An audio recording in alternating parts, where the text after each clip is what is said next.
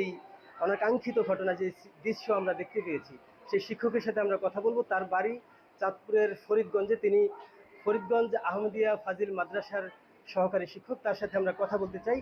আজকে তাকে ফুল দিয়ে বরণ করা হয়েছে, তিনি শিক্ষকদের জন্য এই ভূমিকা নিয়েছেন। যে কারণে আপনার সাথে কি ঘটেছিল, কেন এই ধস্তাধস্তি আপনার সাথে হয়েছিল সেদিন?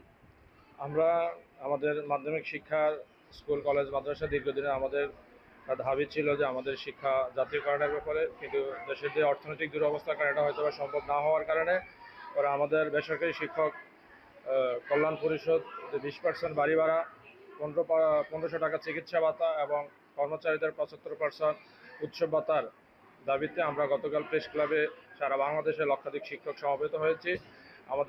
আমাদের একটাই দাবি ছিল, আমাদের দাবি মানতে হবে। পরে দুপুর 1টা পর্যন্ত আমাদের কর্মসূচি মোটামুটি শান্তিপূর্ণভাবে ছিল। দুপুরের পর থেকেই, নামাজের পর থেকে হঠাৎ করে পুলিশ আমাদের উপরে অতর্কিত হামলা চলে। আমাদেরকে বলে যে আপনারা রাস্তাঘাট বন্ধ করে জনদুর্ভোগ সৃষ্টি করতেছেন, আপনারা রাস্তা থেকে সরে যান। তো আমরা ওনাদেরকে বলছিলাম যে স্যার, আমাদের দাবি না হওয়া পর্যন্ত আমরা এখানে অবস্থান করব। পরে এই কথা বলার পরে ওনারা আমাদের যে শিক্ষক ছিল, শিক্ষকদের উপর অতর্কিত হামলা করে, জলকামান নিক্ষেপ করে। আমি সহ প্রায় 6জন শিক্ষককে ওনারা ধরে নিয়ে যায় এবং 2জন শিক্ষককে মারাত্মকভাবে আহত করে। আর আমি আন্দোলন সংগ্রামে মাঠেই ছিলাম, সক্রিয় ভূমিকা ছিলাম শিক্ষকদের সাথে, মানে সঠিকভাবে দাবি আদায়ের জন্য মাঠে সক্রিয় থাকার কারণে ওরা আমাকেই বেশি ফলো করে।